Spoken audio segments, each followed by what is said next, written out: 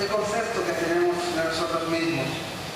Digo por la gracia de Dios que me es dada que no tengamos un concepto mayor que el que debemos de tener, según la medida de fe que nos fue dada. Hermanos, tenemos que saber quiénes somos realmente, porque sabiendo quiénes somos tú y yo, podremos saber quiénes son los demás, por supuesto, tener un concepto de las personas que están a nuestro alrededor, un concepto de los hermanos, un concepto de las autoridades, un concepto de Dios.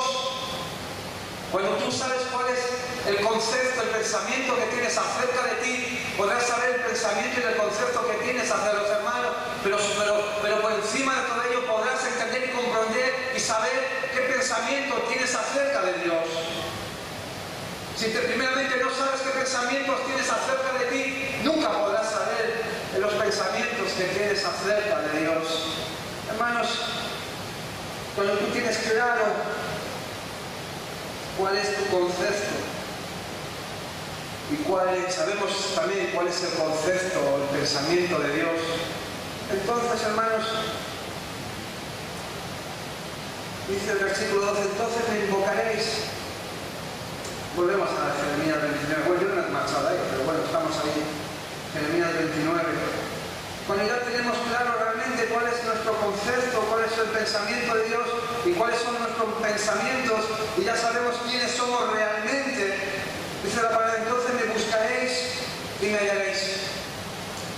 Porque me buscaréis de todo vuestro corazón, hermanos. Y cuando ya tenemos un concepto realmente y sabemos realmente quiénes somos, cuál es el concepto de la medida, la altura que tenemos y cuál es la altura de Dios, y sabemos cuáles son las diferencias entre Dios y nosotros, entonces sí, invocaremos el nombre de Dios, como dice aquí, me buscaréis y me hallaréis, porque me buscaréis de todo vuestro corazón. Salmo 50:15 dice, invócame en el día de la angustia, tú me librarás.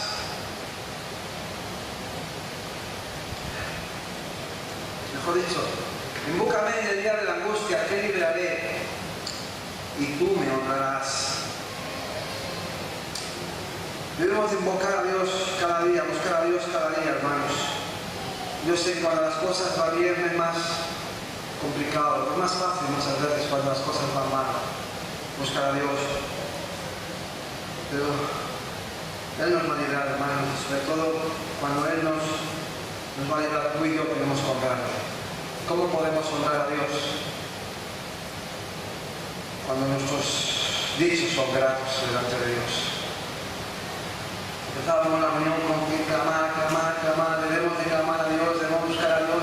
Hermanos, si la palabra de Dios nos enseña en el libro de Jeremías un poquito más adelante, cuando Jeremías seguía aún en el patio de la cárcel, dice que vino la palabra de Dios por segunda vez a Jeremías, otra vez, es decir, que ya le había hablado antes y otra vez volvía, clama a mí, yo te responderé, hermanos. Y es necesario que en nosotros haya un clamor, porque el clamor no es algo superficial, no es un sonido que produzca nuestra voz.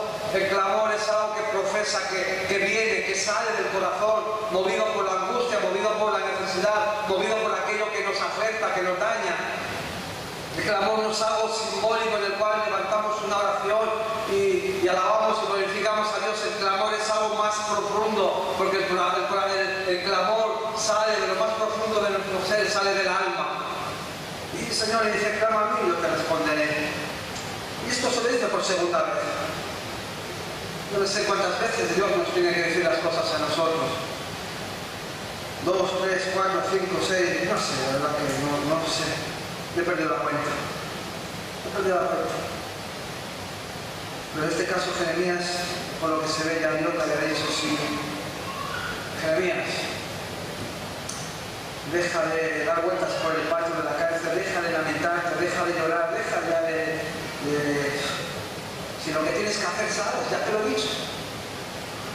Tienes que clamar, tienes que buscarme, tienes que buscar mi dirección, que levantar tu espíritu, que levantar tu corazón, que tu clamor pueda llegar al trono de la gracia.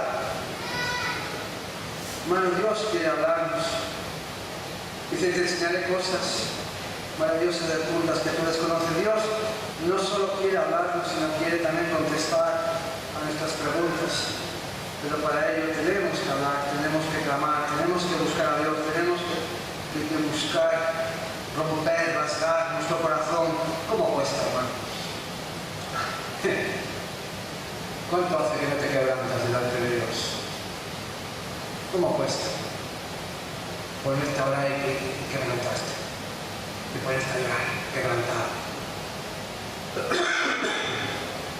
¿Cuánto hace?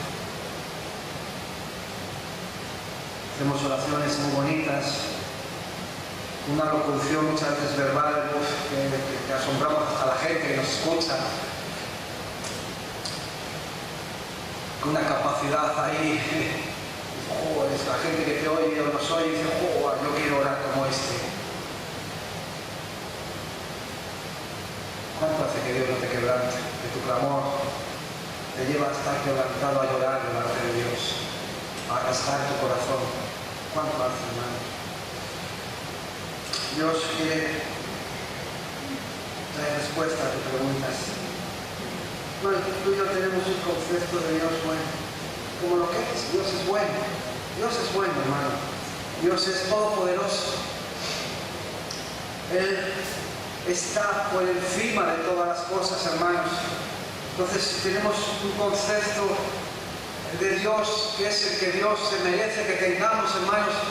Podemos decir, o como le dijo, mejor dicho, Jesús a ese padre, ese muchacho que estaba endemoniado, que se echaba al fuego, se echaba al agua, que estaba revolcándose por allí y por acá, y le dice, si puedes creer, al que cree todo es posible. Señor, ayuda a mi hijo, Señor, ayuda a que, mira cómo está, mira cómo... Jesús le dijo, si puedes creer, si puedes, porque muchas veces no podemos. La incredulidad es tan grande en nuestras vidas que nos impide creer.